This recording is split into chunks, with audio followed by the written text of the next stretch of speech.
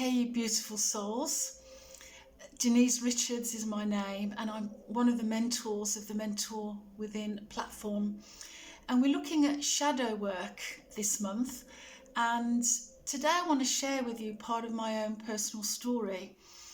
It's a monumental part of my shadow, my healing of my shadow, and it's a continuing process. It was a turning point, an acknowledgement for me to finally admit to my shadow and to begin my true inner healing journey, if you will. So I'm going to take you back in time to February the 16th, 2016. It was a hot, humid evening in Melbourne, Australia. I was sat in my beachside apartment in Aspendale. I'd not left my flat for almost a week except to walk to the supermarket and have a coffee overlooking the bay on the way home.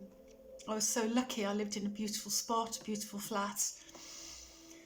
It was 6 p.m. in the evening. I was just about to go out for a walk from my apartment to the beach, which is about 100 metres away. As I reached my gate, I saw his grey Transformer van parked a few metres ahead. I stopped in my tracks and turned around and began to head back towards my flat. But I was too slow. He grabbed me from behind. He smiled and asked how I was.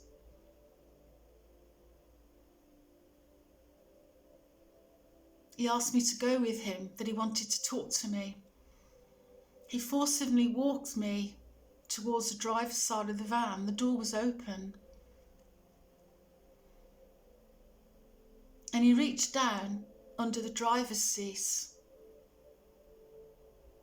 He was firmly holding my wrist with his left hand. He was very strong and fit. I was unable to escape.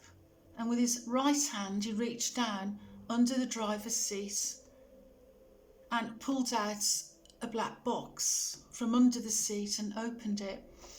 Inside was a small black pistol. I shook, my body froze. I tried to pull away, but he was too strong, I couldn't move. He looked at me, his eyes were black and cold, his face angry, stiff. He twisted my hand behind my back and pointed the pistol to my temple. He whispered, "This is a warning. Do not press charges against me, or I will shoot you with this next time I see you." He then returned the pistol to the box and put it back under the driver's seat. I was shaking, struggling to break free of his grip. He walked me back to my flat and then smiled and said, "Remember what I said?" Then turned around and walked slowly back to his van and left. 1 week earlier, February the 10th, 2016, I'd returned home from work about 9:30 in the evening after a 1-hour train journey on the train from the city. As I approached my flat, I noticed that the living room light was on. I thought, that's a bit strange. I don't normally leave the light on, but I thought I must have done. I turned the key in the latch and entered. There he was, sat on my sofa.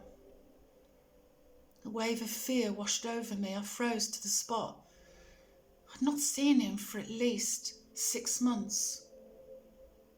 How did he know where I lived? He looked and smiled at me and said how much he'd missed me. He said the door was open and I should make sure to lock it properly in the future when I left. This was impossible as it was a Chubb lock which locked automatically when the door was closed. I asked him to leave and demanded to know how he got in and what he wanted. He said again how much he'd missed me and wanted to see me again.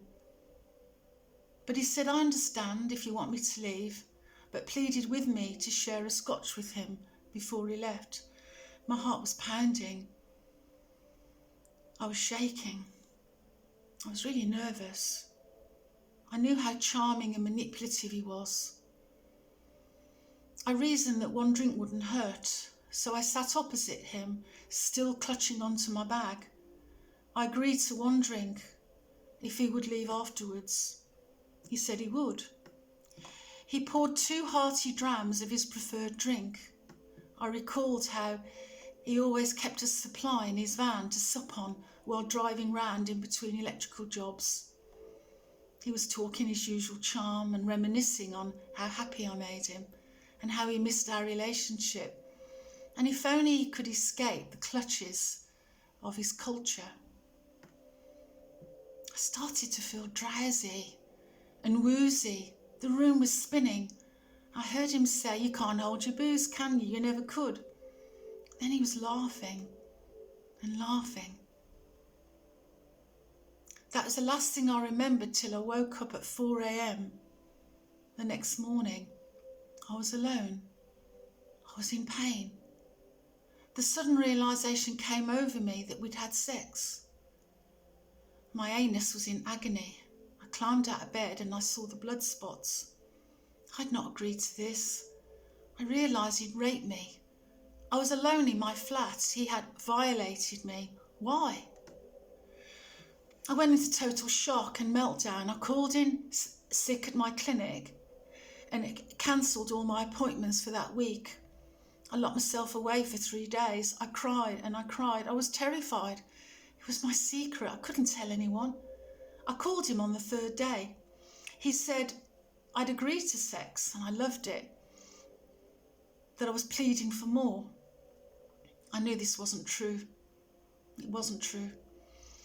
So I decided to report him to the police. They said that rape was difficult to prove with a known person. It was his word against mine. I was there for 4 hours. Seemingly I was the one being interrogated. It was awful.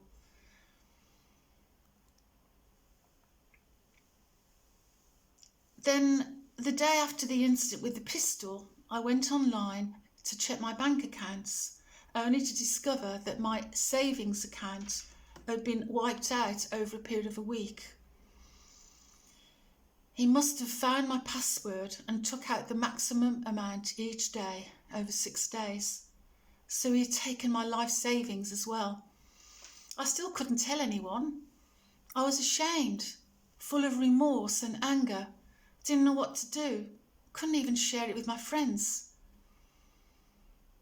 They didn't know how toxic that relationship was. They knew it had ended, but they didn't know he was still pursuing me, still using his manipulation, his charm tactics. I kept away, that's for sure, but I did speak to him from time to time. So I called him again. This time he didn't pick up his phone. I was blocked from all his numbers. I called his sister, his 2 brothers, and they didn't pick up. I tried hiding my number. Still no response. No response. I went back to the police again, and again they said it's his word against yours, and money is a civil matter with a known person. So they recommended that I see a lawyer. My darkest days, my darkest nights, it was awful. It was awful. And then suddenly, after about a week, I began to realise that I had to take responsibility for my part in this relationship and the terrible things that had happened.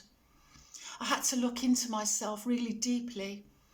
This began my journey into my shadow, to my dark recesses.